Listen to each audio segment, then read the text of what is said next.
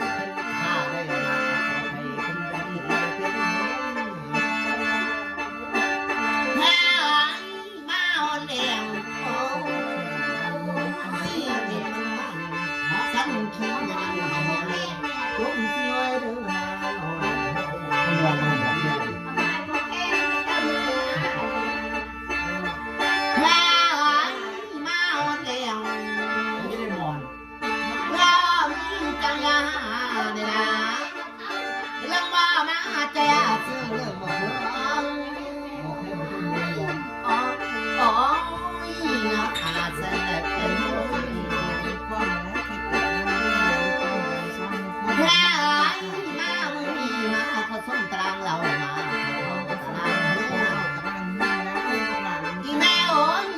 ขอเป็นไม่ในหัวเจ้าจากยัง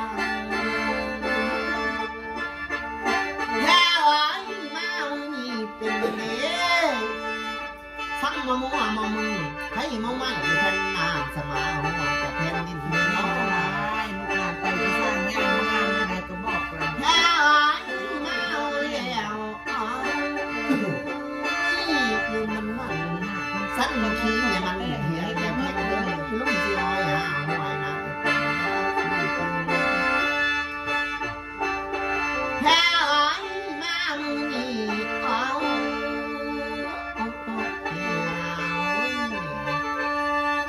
ที่พ่อมาบอกมกเจ้าไข่มาพ่อไก่เอ้ยเจ้าว่า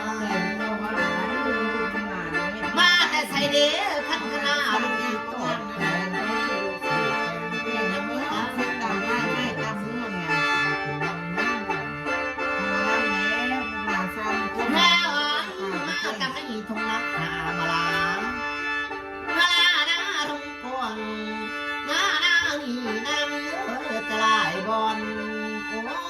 ท่านน้ำหาพนักตาได้กว้างหม้อ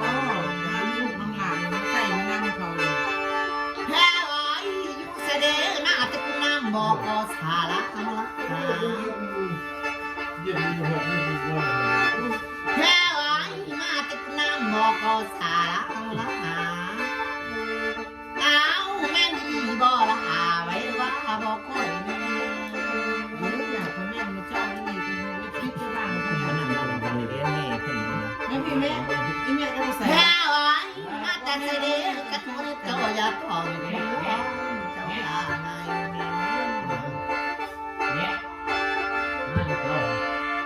พี่แม่โอ้ยมาแต่ใส่เด็กคิดในหอหุ้มกวงเพื่อนซานวงเขาอยู่ในบ่อคิดในหอในมุมมันสร้างจะบอกหออยู่ในบ่อก็ไปก็สร้างได้งาน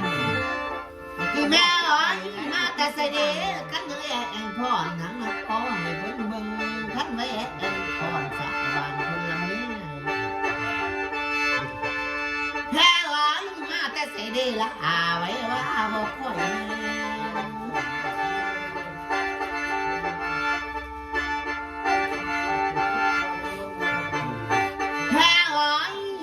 ใส่เด้มาในหอหุ้งกล้วยเพื่อนซานมูเขาอยู่นี่บ่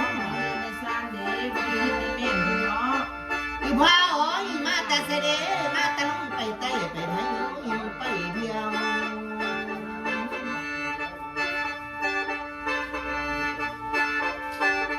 ใส่บอกลาลูกเก่งขนาดเนาะสูนี่โดยมากเลยโดยมากเลยรับบ้านโดนสวรรค์คือมาเทพกับบ้านคงเนาะสบายมากเลยลงมือเหรอเก่งแท้สูนี่เก่งแท้สูนี่กระจกประตูนี่เก่งขนาดเลยสูนี่กระจกไปขึ้นประตูนี่เก่งแท้เก่งแท้เก่งยอมแล้วครูเอ้ยลูกหลานก็ยอมหมดเมื่อกันนี่จะได้มึงขนาดตาบอลหกสุกทางบอลบางสุกสาวสุเวนบ่โพนแปะสะหามีดอนย่องๆดอนน้อยสุกเซลบอกโอ้ยูโพกินในทอดยาเอ้ยทุกยากะมองนี่แหละมึงว่าแจ้งตามมาใส่เลยเนาะมึงจักบ่บักขับรถเก่งหินกูโต๊ะกระเตะหูมันจะปิ้งโลตะคองแล้วเอาแรกกูว่าส้นเอาสาวไทยมันตายเลยนะ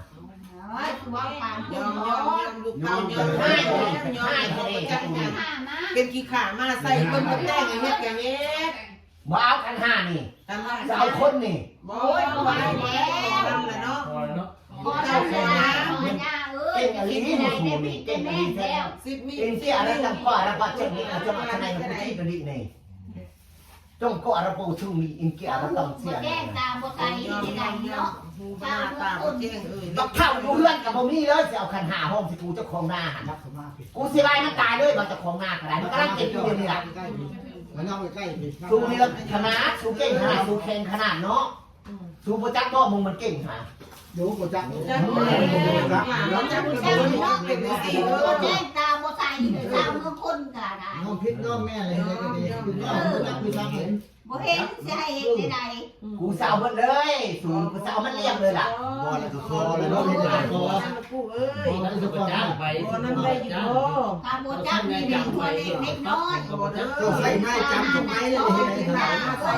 มาใส่เขา น้องพิษน้องแม่เราพิษ บ่หาก็บ่ได้ ดวงมันมาทันมันจะซื้อดอกบักบรรลุสวรรค์หันดวงมันมาทันมาถึงข้าวมัน ไม่ยอมเลยลูกเต้ามาลูกตาก็ได้เจ้านี่ใส่ เอาเด้อพันแปดคุณน้ำ นี่ ไปปล่อยไปไม่ใจที่เอามา อันนี้ว่า ได้เลยไปครอบครัวหน้านี่แหละ เราอย่าให้ขนาดเลยน้องพิษน้องแม่เล เก่ ย งขนาดเลยศูนย์เก่งเก่งเก่งเก่งเก่งเก่งเก่ง เป็นลูกน้องเขาน้องใครจกจกไปสั่นเลยได้สั่น เขาจ้างให้ได้สั่นเขาใช้นายจำเฮ็ดได้สั่นน้องพิษน้องแม่เราเขาทุกใคร ได้ยอดคนคนหน้านี่แหละเนาะ เก่งขนาดจะมาซอยมันที่ยังมันกระไร เอาดอกไม้เทียนคู่คนไปฮอดเนาะเฮ็ดได้สั่นยอมล่ะทุกคนบ่ได้มาคมเห็นเต็กสุเจ้าได้เลยเพิ่นเอาดอกไม้ หน้าที่สมาซอยมันเลยกูสิบายมันนี่ให้มันจบมาละเลย เป็นบาปเป็นกรรมใด เพราะว่าละกูจะให้แล้วจบมาเทื่อนึงแล้วซ่าก็จบเขาจบอีกแล้วงั้นก็จบลำซองอยู่นี่สู้แล้วบ่เลิกบ่แล้วนี่ ใจ กูจะให้นี่ ใจพวกอะไรเฮ็ดได้สั่นจะหากับน้องพิษน้องแม่นล่ะเฮ็ดได้สั่นสาวมงคลหูบนาตาบ่แจ้ง ตาแดงไข่เนาะนี่บัดรู้จัก น้องมันปักใหม่ๆเลยจะได้หยังก็บอกมาอย่างเด้อยอมใจน้องพิษน้องแม่ใจดีใจพวกอะไรเจ้า ใจดีแม่น้ำตาใจว่าแม่น้ำตาใจร้ายจะอยู่เมืองคนได้การบ่จัก บ่หาก็บ่ได้กิน บ้านมันอยู่เลยกูมาไปยังรับขันสูนี่ เอาไว้ได้รับลูกน้ำหลาน ยอมแล้วเฮ็ดได้ บัดนี้เขาสิลากสิจื้อสิบ่เฮ็ดอีกบัดนี้ยอมแล้วมันรู้จักแล้วว่าปู่มี ตา นี่ ตาย บัดนี้ ตายไว้ กูไปเห็นว่าเขากระเต้หู โอ้ มาย ขาดตายใหญ่ไว้เขาได้ปู่เอ้ย เอามาให้หมอแคนเนี่ยค่ะ ออกมา รถมือเจ้าลงนะเจ้าเห็นอยู่วะ กินนั่นแหละครับ โอ้เจ้าเห็นว่าสิ ลูกหลาน เขาเห็นแล้วก็ เอาเห็นแล้วเอามาเขาหันแล้วกูสิมาเอาเพิ่งนี่แล้วเอาบักไปโคบักโคบัก เห็นเวลาเสร็จเรียนต่อลูกเต้าลูกเอ้ยพอนั่งน่ะ เจ้าได้จำไปเฮ็ด แจ้งซ้ำเขาเป็นรับเจ้ารับจ้างนี่เลยรับจ้าง เขา สาม บ่ มา หาก็ได้กิน น้อง เรา ยอมแน่หนาวย ากหลา ดู ย ยอมกัน เอา ไปย้อนความทุกข์ความยาก ผมเนี้ยลูกหลาน โอ้ยแต่ขอโทษเด้อปู่เด้อจะมาแต่ใส่เนาะอันนี้ป้าจะเจ้าเราเก่งขนาดขอโทษเด้อปู่ยังอันนี้ขอโทษเด้อขอโทษเด้อขอโทษ ขอโท โอ้ ษ ปู่แก้วบอกขอโทษเด้อปู่แก้วเด้อแต่คอยเสียออกก่อนแต่คอยเสียออกก่อน ทุกคนก็ได้มาจังดอกมาซอยเขานี่แหละได้สั่ง ฮักกอติมเลยฮักกอติมเลยกระติกฮักกอติมเลย จะดมจะดมเลย ไอ้ยาดมนั่งใส่มันคุณนั้นไม่กระปัด เปิดมาบังไว้พอไว้พอไว้โอ้ยใจวาวเลยคอยจับมือดิมันจะมัน โอ้ยมึงลูกมึงหลานแม่ เปิดพัดลมให้ เอา ได้ จะดูมาแน่ฮะ เปิดพัดลมให้ได้ พวกนี้เอาของเราก็ได้ เปิดพัดลมแน่ เปิดปลาเห็นผู้นี่ เปิดพัดลมแน่ พี่มาเสียบพักผมจะได้หามันจะได้ ครับว่าพี่ก็ได้ว่าพี่ เอามาพี่แต่ลงมาผิดมาเสียบตัวนี้ เปิดตะคุณเอาเปิดเกียร์เขาเกียร์สามเปิดเกียร์สามผมได้ทำอะไรเกียร์อะไรอยู่ นาฬิกากากระดาษอ๋อมีกาดเป็นแต่ข้างมือที่พ่อมามือนี้ขันกันหน้าลูกกระโดดกระโดดเข้าตายแล้ว ยอมแม่เลยจะได้ ยอมเลยเนาะยอมพิษยอมแม่เนาะ อีพ่อเอ้ยมาขอชนตะลังเรามา ฟังเราขอกันนะ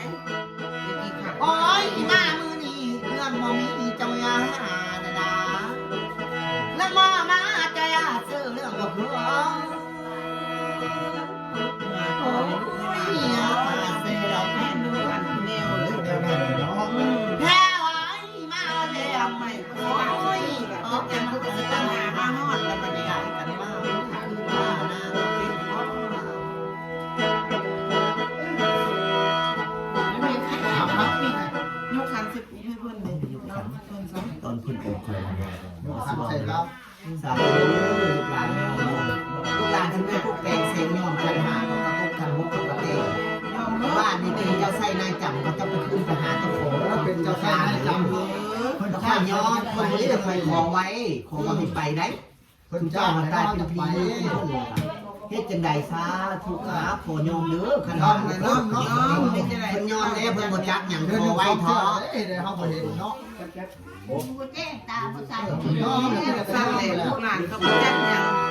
ไปนอน เพิ่นเฮ็ดก็เฮ็ดคือเพิ่นบอก แพ้ไอ้มีว่ามีแต่เจ้าเด้อไอ้ต้อยน้องนั้นบ่ได้แก่ลูกพ่อบ่อ้าวแม่นจริงแท้บอกไอ้โน่นก็โน่นล่ะขั้นสามที่จังสิเสือขั้นสามเหือจังสิเอาเด้อเพิ่นเด้อ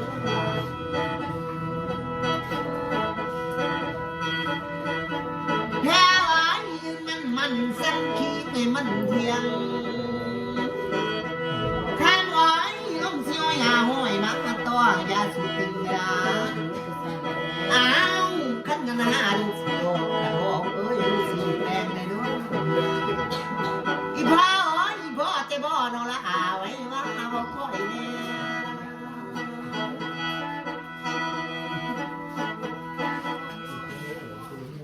มงสุเจ้าจกมงสุเจ้าดุดมงสุเจ้าไทยผู้แห่งขนาดคอยเราฮอดจะฮอดจากเมืองเขาฮอดไปจากซ่อนฮอดเจ้า เก่งแท้ๆเก่งบ้านพะเนาพุ่นมันอยู่บ้านพะเนาพุ่นมันบอกเลย อยู่ในโพนหันชาอยู่แบบนี้กับโพนก็อยู่แบบนี้ โพนแล้วก็มีป่าบ่น้ำยำแยมไหนมีต้นไม้ของโคกเขาจ้างไปกับไปเจ๊งแล้ว เก่งแท้ๆเก่งแท้ๆเขาไม่เห็นที่ เขามีเด้อพี่เข้าไข่แบบนี้ไม่เคยมีในโลกนี้มีเจ้าคนเดียวในเฮือนหลังนี้เขาเฮงปานนี้มาลำคอรักษาคอยมาแล้วรถย่านเวลาเราว่า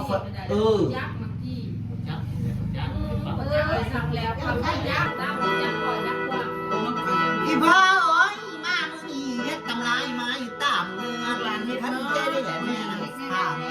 เจ้าบอกมาแต่ชีวิตนี่มัดมีเต้า จังยาวพอแค่น้องมองตรงไหนไม่ว่าไม่เป็นทางสลาวอย่าเป็นดินเลยมีอย่างเด้มีแต่เจ้าเด้อต้อยลงนั้นบ่ได้เกมเวลาอ้าวแม่จริงแท้บอกไอ้โน่นก็โน่นลาวแพ้ร้อยยืนมันสักทีไงมันเทียงลมสิอ้อยโน่หาอ้อยมาแพ้ร้อยยิบไปเลยอ้อยพ้นคือพาเราจานเด้อพาเด้อ บ้านบ้านคือไม่ได้ ให้มันบ้านกับพวงดอกไม้ใส่งามจะคือเก่าเลยด้วย ลูกหลาน อีพ่อยิบไปแล้วมามือนี้กินยังเด้ขันมาเข้าลูกสิงไอ้พาไอ้โอ้ยลูกสีแดง ไอ้เมื่อ พ่อกินยังเด้ขันมี ไม่ ไก่ ทำ ตัว ไร ไม่ ไม่ ท ทำเมื่อน่ะ ำอ้าวไก่โกตัวห้างไก่ผูกการตัวทองกินเหล้าให้ไก่ตูเหล้าซองให้พวานสี่พาคัน5คัน8ขี่รถปิกอัพขึ้นไปย่อมพนโลดพ่นสิปล่อยเบิดบันพ่นสิบายจะคลองหน้าบอกเกินเดือนหน้าก็ได้ไปจี้แล้วอีตาเลยเดี๋ยวนี้เขากำลังเป็นคือกันจากของทีที่จะจุกกำลังหนักอยู่เดี๋ยวนี้ลืมกูซักในโทรศัพท์นะครับ บอกแม่ โตนึง ก็เลยโทรศัพท์เจ้าหา เล่าส่งให้พวานสี่พาอีบิโอ้อีบิหมดกระทิงเด่งล้า เอารถนะเอาตัวที่เอารถมาให้ได้ดีขึ้นชอบ